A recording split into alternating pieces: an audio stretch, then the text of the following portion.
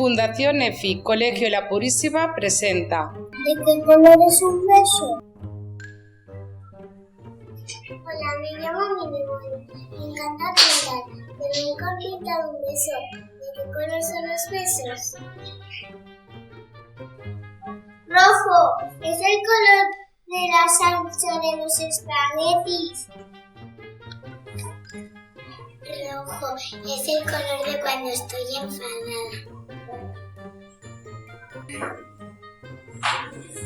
Verde, el color de los cocodrilos. Me encantan los cocodrilos. Amarillo es el color de los girasoles. Me gustan los girasoles.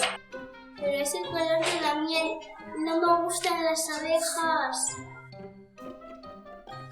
Marrón es el color de las hojas del otoño.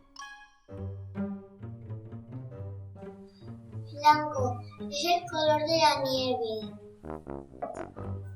Azul es el color del cielo. Rosa, como mis pastelitos preferidos. Mamá, ¿de qué color son los besos?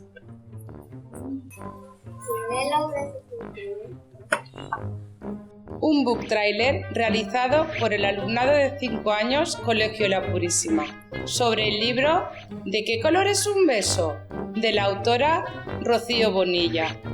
Alcira, Valencia, 2023.